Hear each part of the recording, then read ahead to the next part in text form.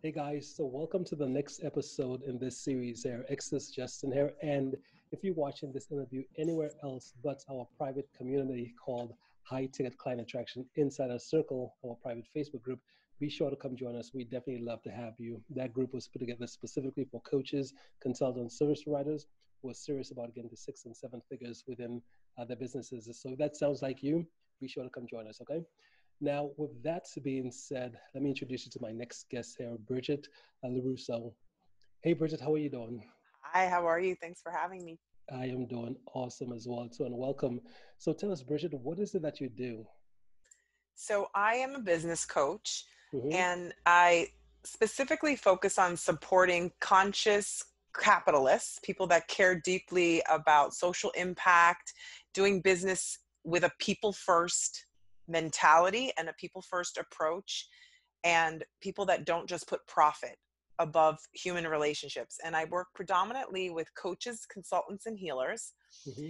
And I work with them to reach more people, scale their impact, and create more income with what I like to call no bullshit business tactics, Mm-hmm. which are tactics that are grounded in service before sales and really creating enough value and transformation for people that they feel motivated and excited to take the next step, and you don't have to work hard to make sales.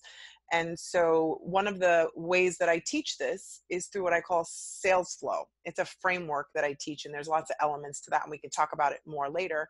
But at the end of the day, I'm a sales coach, and I help people sell higher ticket programs in a way that is not pushy, not salesy, and doesn't take them away from their core values around wanting to just help people and, yes, have a thriving, financially sustainable business as the natural outcome of really serving people and getting people great results. Mm-hmm. Sounds wonderful. Now, how did you, what did your journey start? I don't take it that you were just born a business coach and just said, hey, this is what I'm going to do. Well, how did your journey start? Yeah, it's interesting because when you say that, in some ways, when I now reflect back on my lifeline and see all the things I've done, I do see a pattern, and I do see that I kind of was always an entrepreneur, but I didn't necessarily think of it that way. Mm-hmm. I came out of working in the nonprofit and the grassroots economic sector, working with international organizations. I worked in academia and in the educational and governmental sectors, Right. always on programs that were serving communities that were marginalized or underrepresented. I worked in Central and South America. And even back as far as in my early 20s, I was doing work on the ground, organizing communities around them bringing themselves up out of situations of poverty or lack. So I worked in Guatemala with indigenous leaders and local communities on programs that provided small business loans. So, even though back then I didn't think of it that way, I was an entrepreneurial coach and a facilitator, and I was supporting these individuals in these groups. But the difference was I was doing it for free, essentially. I worked in a sector where you don't get paid for your time.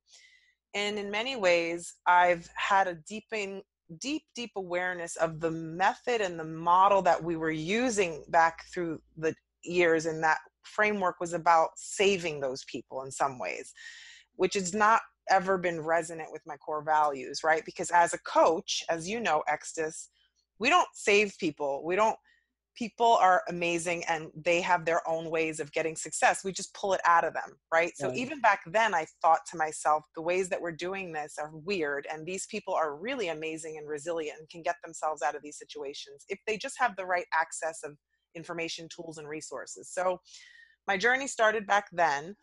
And then I wound up in academia teaching entrepreneurship after working in a couple of different companies, doing franchises.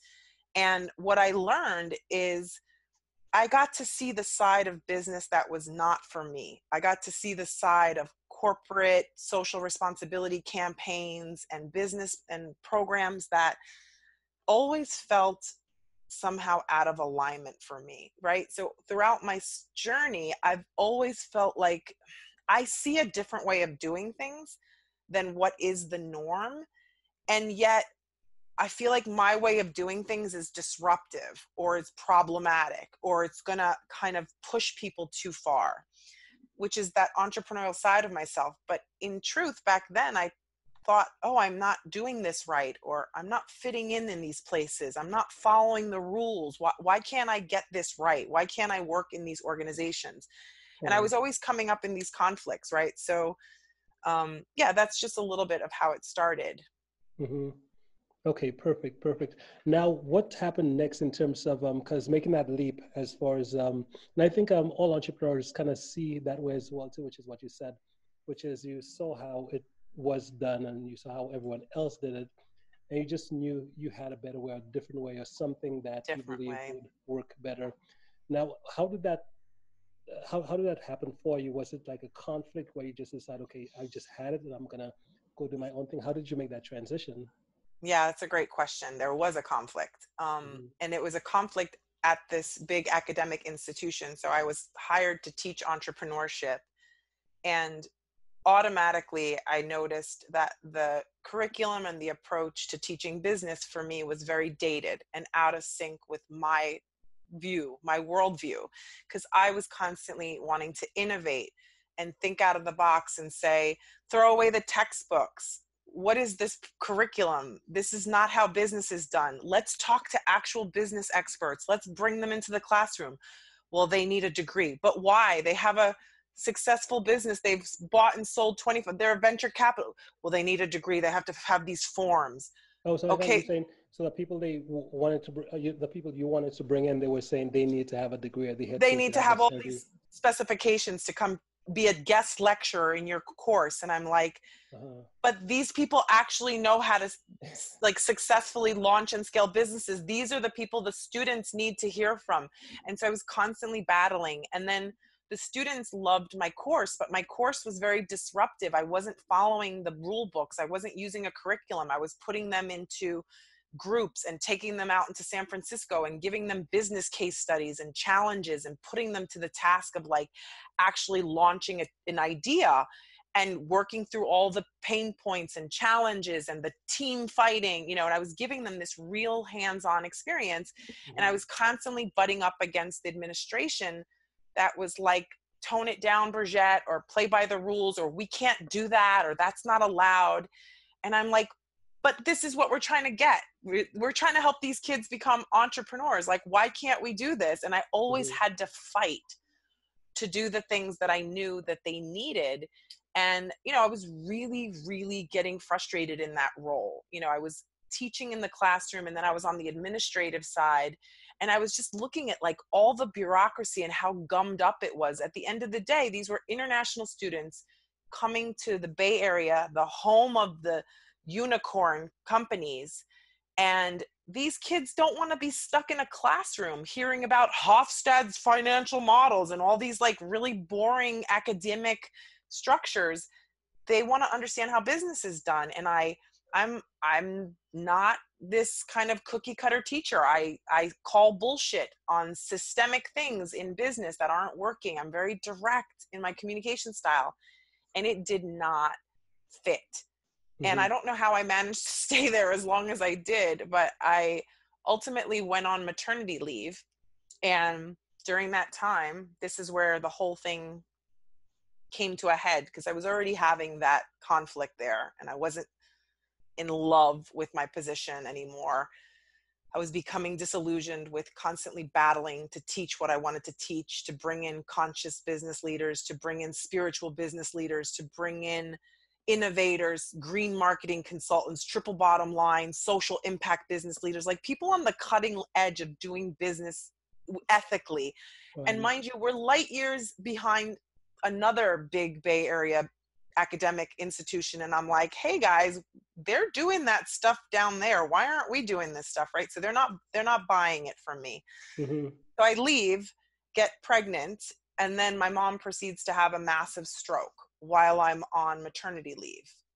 And it's not easy, to say the least. Like, Yeah. to put it mildly, I have a brand new infant child, trying to breastfeed, figure out how to be a brand new mom. It's my first kid. My husband's father was dying of cancer at the same exact time.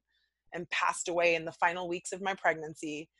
And then I was struggling and nursing, and it was lunacy. And around this time, it started to occur to me that I didn't necessarily really want to go back to work. Mm-hmm. For obvious reasons, right? Because A, I wasn't super in love with it. And then B, I had a little human that I was super wanting to be with. And then Right. C, my mom is now severely disabled and actually needs full-time care. So I have all these reasons why I'm kind of like, do I want to go back to this job? And the universe has a funny way of knowing what you really want and what you don't want, even when you're not ready for it, right? So as the universe will often do, I went back to work shortly after. My daughter was nursing, 3-4 months old. I was like, it's time to go back to work. Couple of months in, I get the notice. You've been laid off across the board. They've laid off everyone at my position. Mm-hmm. And I had an opportunity to reapply for my job in a different department. And I just had this moment of epiphany, like, I think this is what's supposed to happen. Like, Right. I remember sitting there in the dean's office thinking I should probably be crying and feeling distraught. And I felt that like buzz of anxiousness, but I also felt something inside of me like, yeah, I'm not supposed to be here anymore Yeah. for so many reasons, right? And then I went back to my desk and they gave me 2 months because they didn't want to shove me out. And they were like, do whatever you have to do. Basically, they said in no uncertain terms, like, you can be in the office, but do whatever you need to do. You know, we're Mm-hmm. going to give you 2 months of salary.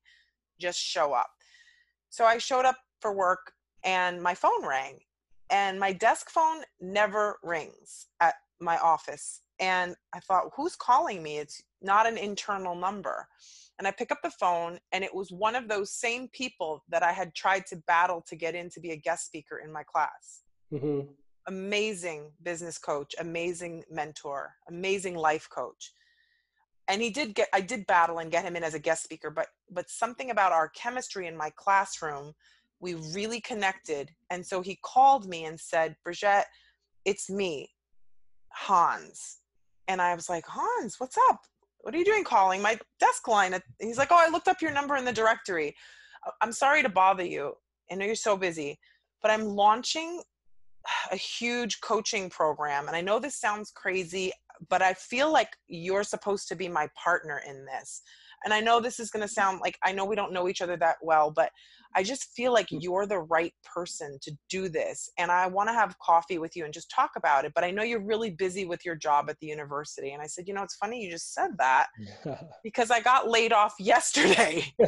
Yes.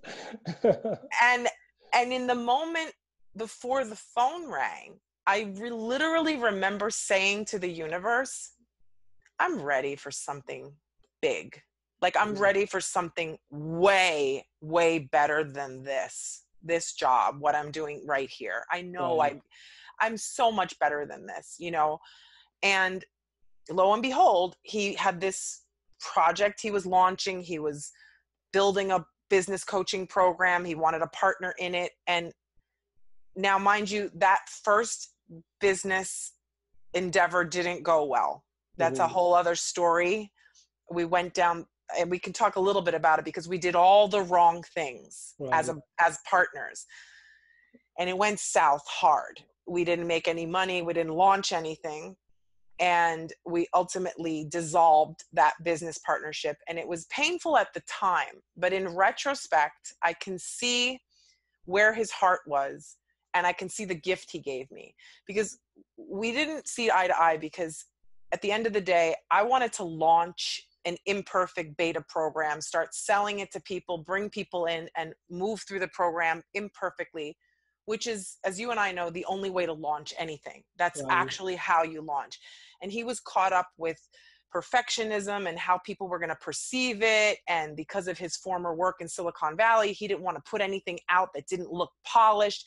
And so we were just stuck creating all this content and programs for no humans, and not actually selling anything and not making any money. We didn't have a business, and we were stuck in that for a year, and we were battling because I was just like, we need to stop doing this. We need to just go and like be a business, right? And so he basically pushed me out of the business and said, "You're done." Mm-hmm. And then he emailed me and said, "I've shut down your page on our website and I've created your own website." And I was so angry at him at the time. But then I went to the website and I Mm-hmm. started to cry because I realized like how he saw me, Mm-hmm. that he valued me so much and saw me as such a business leader that he felt that he had to push me so hard for me to see that I didn't belong in a partnership where I was trying to be second to someone else who was the business leader. And he built me my own site, which was like this beautiful image. And he put my bio up and he wrote all this amazing stuff about me. And he basically said, like, "Brigette, you're your own brand. Like, you have such a strong vision and such a strong natural voice as a coach and as an entrepreneur. Just go and do it Mm-hmm. by yourself." And then another friend at the time, who's a sales coach, said the same thing, because I had had a coaching session and I said, "Oh, this partnership is not working out." She's like, "Brigette, why are you in a business partnership? You're a natural leader. You're an entrepreneurial coach, teacher for years. Just go and do what you know how to do natively. Just do it." Right. And so the universe converged where everyone was seemingly like shutting me out and saying like, "I can't work with you." But that's not what it was. It was them saying, "Just go and own your own thing and stop worrying and fearing that you're not enough to do it on your own, that you can't make it as an entrepreneur." And it took me some time because I was really resistant and really hurt. And I felt like, I can't do this by myself. Like, this is my first business. I need a business partner. I need someone to constantly hold my hand and talk. And it was actually keeping me trapped. Right. And then when I was released from that, I just started to like use my own native business intelligence and acumen and all the things that I knew from 9 years working here in Silicon Valley, talking to every single startup accelerator director, VCs, funders, entrepreneurs, global entrepreneurs, everybody in the ecosystem I was talking to for 9 years, getting to like, how did this work? Why didn't it work? And then I'm like, wait a minute, I know how to do this. Mm-hmm. Why am I not just doing what I know how to do? And so I did the thing. I went and I just launched, like, overnight, a highly imperfect mastermind. This was 4 years ago now. Mm-hmm. And what's crazy is that a woman that did that highly imperfect, somewhat hot mess mastermind program back then, which I think I charged $99 a month for. Mm-hmm. 4 years later, that woman has done both of my group programs and been a VIP client. And when I asked her about that program 4 years ago, she's like, "It's different. Like, you've obviously evolved a lot, but it was great. You were a great coach back then. That's Mm-hmm. why I'm still working." And that is the thing that most people don't realize, is that they're so stuck in their own head around, "I'm not ready. I'm not good enough yet. I got to perfect this thing," or "I'm not an expert."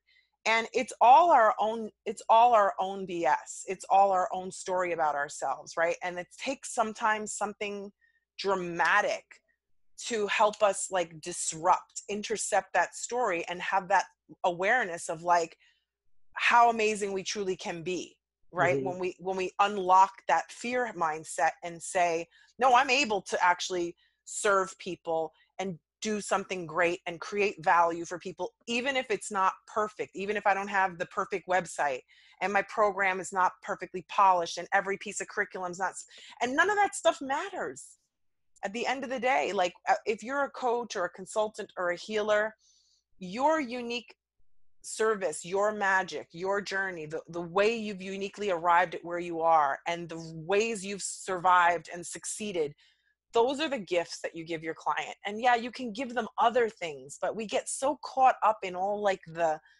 side trappings, the details that no one cares about. It's not about your business card or your logo or the sales, the landing page of your thing.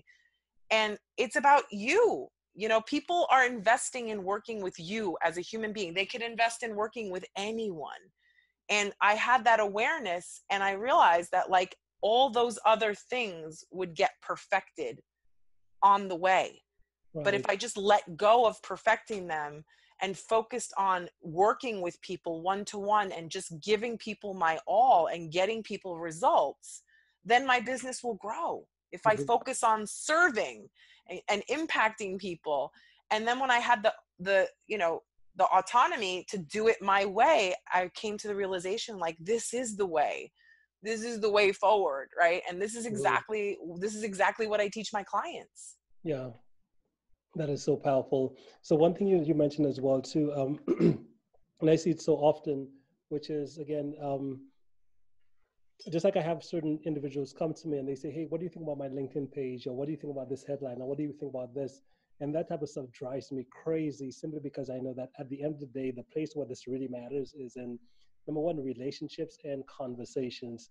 Like how much time are you spending, whether it's nurturing a relationship with someone, nurturing a conversation, and getting to know that person, because at the end of the day, if someone is making a decision to work with you or whatever based on what your LinkedIn profile or whatever says, although it has to have some relevance to what you do, but if they're coming to you just because you use this one specific word on there, it's like that's not really the way the thing works. It's more It's not, based yeah. on you got to get in touch with the relationships and the conversations with those right prospects and individuals and keep that going. So something I want to hit on though, you mentioned your process as far as how you help, as far as I think you call it sales flow. You call it what? Tell us more about this, the sales flow. How does that? What does that work? Yeah, so the sales flow, it's a framework that's grounded in the belief that if you serve first and deliver impact and results, you don't actually have to sell. So Mm-hmm. if you're focused on showing up, being visible, and consistently giving extreme value to people through your talks, workshops, content, training, if everything about your business is about giving, and giving people really powerful expert resources, advice for free with no pressure, and you make it readily available to people, and your first focus is how can I help someone before I even ask or invite them to the next step. If you're focused on I want to get people at least some level of results, so let's say you're in my Facebook group, I go live every single day and I will teach the exact stuff that's in my program, in my paid program, for nothing. I will give away my best content. I will teach, I will share it. And people are able to follow my content and get value. And some people actually, I have a woman that's been following me and says, I can't afford your program yet, but I'm getting results from being in your group and I'm going to work with you as soon as I can afford to, right? And that's an example of, I didn't have to push this woman into a sale. I'm Mm-hmm. simply constantly in that space. And then, yes, there is some strategic element of, as you provide people with tons of value and content, and you do workshops and webinars and trainings that are not salesy or pitchy, that are actually teaching an actual concept that can help people get a problem solved, then you can feel safe and confident, and they can feel safe and confident that there's trust, that they can trust that you are an expert, that they've seen that, they know you, they have experienced you energetically, which you cannot get from a sales page or a freaking funnel. I don't care if you want to argue to the cows come home. That whole world of bro marketing and copy in your face and 3 clicks to a premium, no one's shopping like that anymore. And if you're still thinking that way, like, let it go. And so people want to buy from, which means I want to invest in working with you to take the next step. But people may or may not be ready. And so, how can you give them enough Mm-hmm. that all you have to do is then say, did you get the problem solved on your own? Was that enough? Do you need more help? I want to help you more. Would you like me to talk with you about how I can help you more? And there is a very specific way to do this that just takes people in a flow from one step to the next Mm-hmm. when they're ready and motivated to do so. And Yeah. so it's your job to provide content that is engaging, impactful, educational, clearly articulated, and to help people engage with their motivation to take the next step. And that's a very specific framework that I teach, not only for how to navigate one-to-one discovery calls, but it's a framework that I teach for how to do one-to-many sales conversations in a way that's, again, not your typical bro marketing, pitchy, today only, you know, just for the next 40 minutes, you can get in. No, nobody responds to that anymore. Like if I do a 4-hour training with people, there is no need to go there. For 4 hours, I have been coaching them, giving them explicit strategic advice on how to grow their business. I've put them in the love seat and coached them exactly how they would be coached if they were my premium client. What do people have to figure out after that? They either are interested in working with me or taking the next step to explore it, or they're not.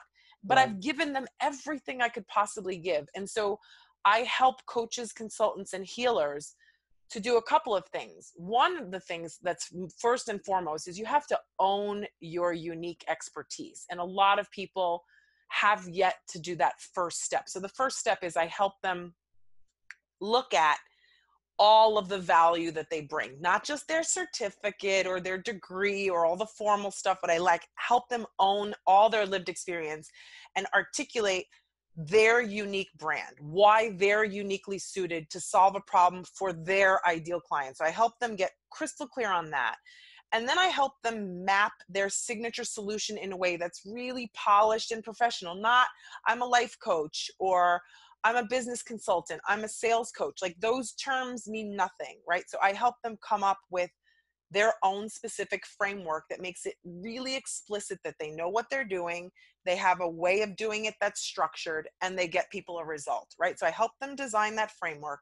And then out of that, you can design one or many signature workshops and events and content that map to your framework and map to your VIP offer. There's a whole process here, but when you have all of this designed and mapped, it becomes very easy to provide value and to pull content from your program and your signature framework and give away enough, almost all of it, for free through your social media channels, so that again, there's no mystery.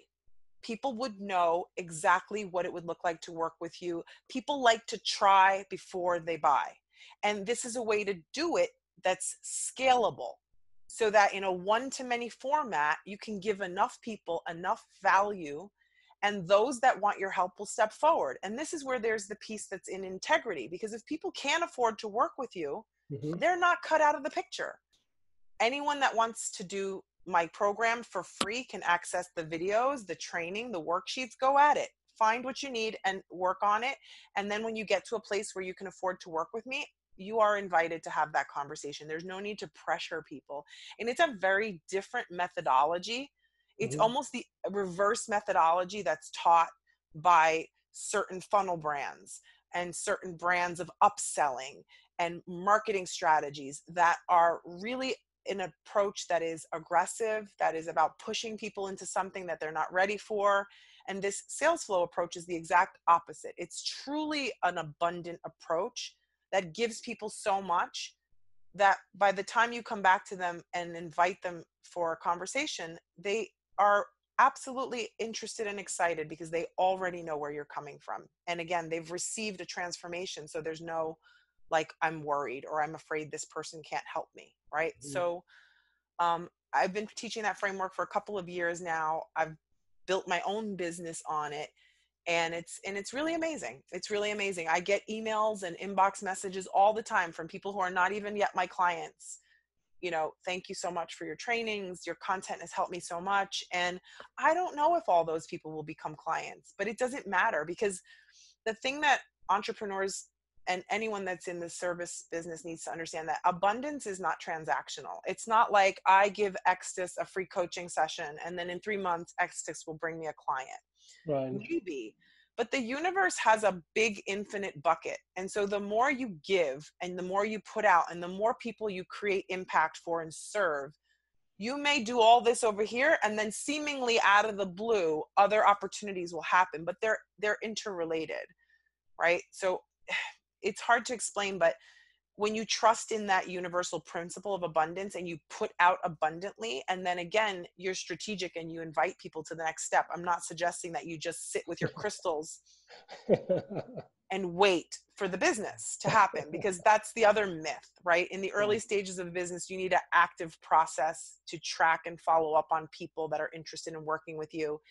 And I teach those things too, right? So I teach that framework, but then I also teach people, like, strategically speaking, I have a system called High Impact, and it's how to use 30 minutes a day with direct messaging to create powerful conversations where you open up possibility for people and you invite them into the next step, assuming they've already received enough value for you. And that's, again, it's part of this framework. So, which Hmm. ties into what you were talking about. It's really about the one-to-one relationships and getting to know people, what they need, where they're stuck, what they've tried, what hasn't worked, not making any assumptions, and then really evaluating, like, can I really help this person get a result? And then once you come to that realization, then let them know how you can help them. Right. Brilliant, brilliant. So one thing I love that you talked about was two things. The first thing is starting with giving a lot of value away upfront first, because I believe that most individuals, the biggest mistake they make is they try to say, I'm not giving away anything until I get paid. And those are typically the ones who struggle. I think Earl Nightingale, I was reading one of his books. I think it might have been The Strangest Secret or something. And he talks about, it's like some guy, he has like a fireplace, and he's like yelling to the fireplace, when you give me fire, then I'll give you wood. And so I was saying, no, you got to put the fire in there first. And then, you got to put the wood in there first. And then based on that, then you'll get the fire. So that's one thing. So giving away more than you expect to get back in return, the first thing. And the second thing is when people are ready, they will reach out. And that's something I think that is so important, because most individuals I find, especially coaches, consultants in the field, they have a few people that they're just trying to convince that they have to get my stuff, and then when they don't either sign up or whatever, they get all depressed and stuff. Versus the way my thinking on this is that all we could do as coaches and consultants is put information in front of people and let them decide whether the time is right or whatever. That's all we really can do, right? Just put in front and let them make their own decision in terms of wanting to take the next step with us or not. But we really can't force anyone to do it. Yeah, and it doesn't mean you can't give people a prompt or something inspirational to consider taking the next step, but it's not about, like you said, pulling or dragging people that are not ready. And in many ways, that's the curiosity and the coaching piece I teach people, which is, Mm-hmm. how do you just follow up with open questions with people versus something that's, telling them an action to take, just asking them, where are you? Have you figured it out? Or where are you still stuck? Continue to offer them support. Would this Exactly. help you? Right. And again, and that's the trust building that people see. That I can't tell you how many times I've had a discovery call with someone and then they seemingly fall off the map. Mm-hmm. Right. But I give them a lot of advice on the call. A year goes by. Apparently they watch something in my Facebook group and they reach back to me and say something like, Brigette, I'm ready. Mm-hmm. I wasn't ready when we had our call. I watched your Facebook lives the other day and you said something that just jolted me. And I realized I've got to do this now. Mm-hmm. Right. And that's again, and this is this idea of like unique customer journeys, because I like to give these two examples. I have two ideal clients I just signed. And one of them, client A, came through the longest customer journey ever. She attended my very first signature workshop 4 years ago in Berkeley. Mm-hmm. For 4 years, she's been following me on social media. We've had 2 discovery calls. She's always interested in working with me, but she can't afford it or she's scared and I don't push. Right. 4 years, she's been following me. She called yesterday. Let's talk. It's time. How do I pay you? Mm-hmm. Literally, the first thing in her message was, how do I pay you? I want to get a result.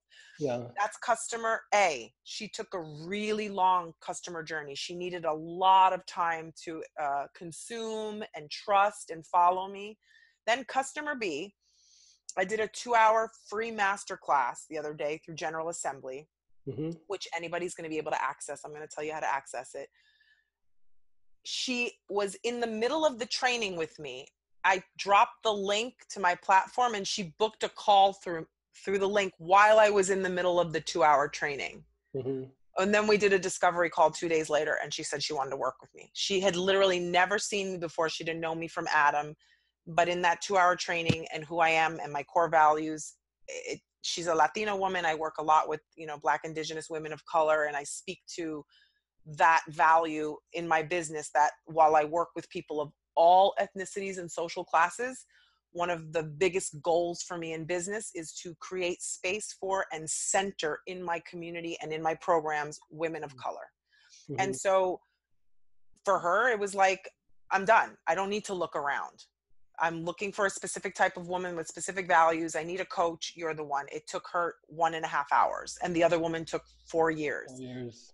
Right? So, and there's many more people of the type A in the universe than there are of the type B. Mm-hmm. So you can look for and speak to type B, but don't forget about type A. Yeah. And like keep inviting them and giving them opportunities to receive value. And then when they're ready, they come. Yeah. Love it, Bridget. So I'm on a call. That's my 6-year-old daughter. no worries. So yeah, I think you've shared a lot of value, and that's a lot to process, because I could tell you've definitely refined what it is that you do, and you know your stuff. Yes. So with that, what's the best way? If someone wants to reach out to you, what would be the best way for them to get in contact? Okay, so I have a super easy way to do this, and it's really fun. So it's basically a number to text. I can tell them my website, but this is the most fun thing, because if you text me at this number, you get access to my platform called Network of Influence. And on that platform, you can access all of my best live trainings and coaching tools for free with no pressure to buy anything. There's not even a funnel or a follow-up sequence or anything. Like, you literally just drop in and you can cruise around and check out anything you like. And then if you decide you want to join my Facebook community or connect with me, you could text me, you can share with me, or you can be in my Facebook community. So any way you want to communicate with me. So the phone number is a US number, and it's 415. It's so I don't know if you're based out of the US. I'll also give you my regular email address and my website. So it's 415-859-4342. So I can give you that later, and you could share it in the link. 415-859-4342. And then the business website is embracechange.us. embracechange.us. And if you want to find me on Facebook, it's Brigette Iarrusso. I have a Facebook group, and I'm on LinkedIn as well. You can find me there, and I'm sure Extus will drop the links in the recording or in the information below. So Yes, all the links will be right in the information. Right on. In that case, hey, man, you have a really interesting way of saying your name. Well, I guess I've been saying it not the right That's way. okay. How do you pronounce it? How do you pronounce it? Brigette Iarrusso. Okay, so I've been calling you Bridget. That's okay. Exactly.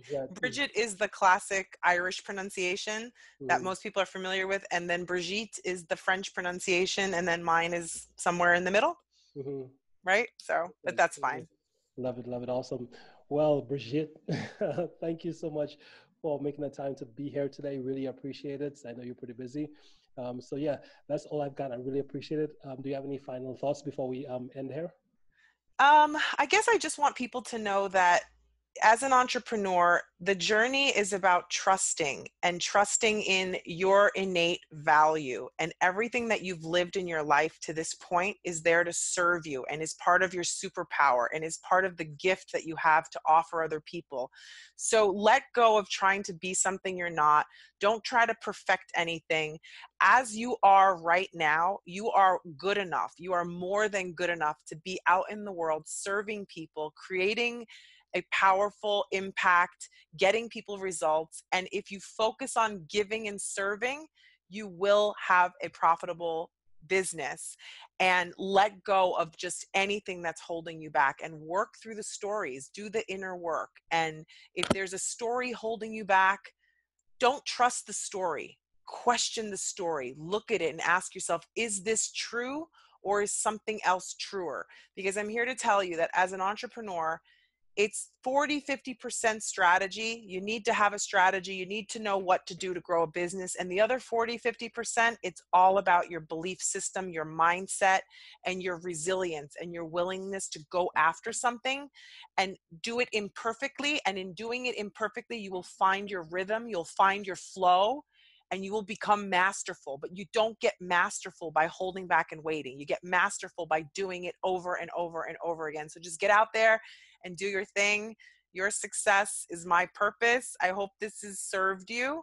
And I'd love to hear your comments and your feedback, or if you want to have a conversation, if you care about global social impact and you want to be part of a movement to support marginalized entrepreneurs in South America and in the developing world, and you want to be a change agent that leaves a legacy of more than just income, but real impact, I'd love to have a conversation with you. So that's my message. And thank you so much, Extus. Extus is the example of the type of people I like to collaborate with. He's always walked that talk of service before sales. And that's why I resonated with him in the first place. Awesome. Well, thank you so much. It's been a pleasure. And we shall be in touch. And guys, wise words right here. Make sure you heed these words and take them to heart and do something with them. Okay. So again, thank you so much, and we'll be in touch.